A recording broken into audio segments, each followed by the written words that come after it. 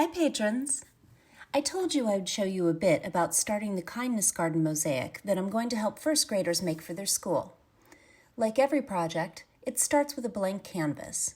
The mosaic will go into this courtyard that is rather drab now, but will be transformed into their kindness garden. The first thing I thought of when talking to the teachers and principal about their goals was the archway from the Afghanistan mosaic I'm making. Archways are used everywhere in architecture, such as religious structures, public buildings, and gardens to express openness and welcoming from within a strong and supportive structure. Also, the idea of one of my favorite childhood books, The Secret Garden, was rattling around in my head when I set out to design this mosaic. My first instinct was to use peacock greens and blues for the center, but quickly changed that to the beautiful wispy cream, amber, iridescent glass I used on Copper 1.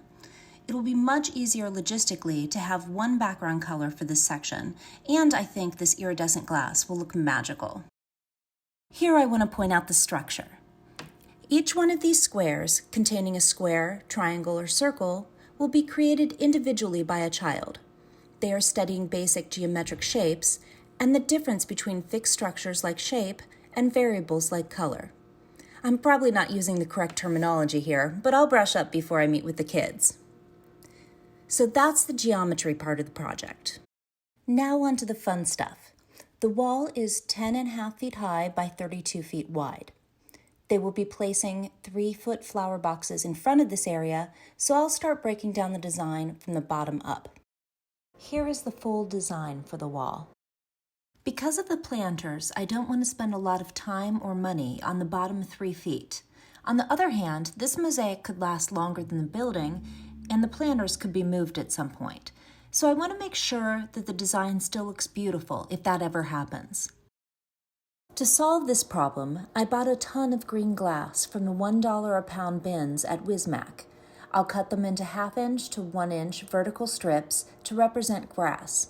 There's a lot of variety in color, so this won't look like a throw-off in the execution the way it does in my design with those huge blocks of solid color green. The teachers wanted to have a flower theme in addition to geometry, and this is great because the kids will learn about radial geometry, so they'll be all set for 2nd grade. The kids will each make 4 flowers, 2 small, 1 medium, and 1 large each. They'll create each one within a circular pattern, but they won't necessarily be the color shown. I color-coded the circles to help me when I lay out the project at scale. The kids will have a variety of gems and little pieces of stained glass in a rainbow assortment of colors to make their flowers.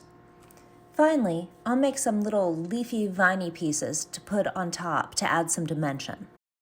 I forgot to mention the Kindness Garden plaque in the center. When working with kids, you always need a buffer for time. If kids finish the tile they're working on before the rest, I'll have this nameplate laid out with the letter and border completed, and they can fill in glass pieces in the middle. The last thing I want to show you today is the overall blueprint of the project. Brick isn't stable enough for mosaic work, so I'll mortar the kids' pieces onto cement backer board and use both screws and mortar to secure the backer board onto the wall. I'll be using a combination of hardy backer and weedy board. Weedy board is a cement backer board, but with a foam core, so it is easy to cut into shapes with an X-Acto knife. It's difficult, but I can cut hardy backer on straight lines with a utility knife, but not delicate ones. The reason I'm going with a backer combo instead of just weedy is because of budget. Weedy is 4 times as expensive as hardy backer. Even wholesale, this will save $500 on the project. I carefully planned a strategy to make this combo work to the best advantage of the project. So here is the final design in situ. I'm really happy with it, and the teachers and principal are 100% on board. They're excited about their kindness garden and this mosaic mural that will be part of it. If it wasn't for their enthusiasm, I would have had to limit plans to something like 90% less ambitious.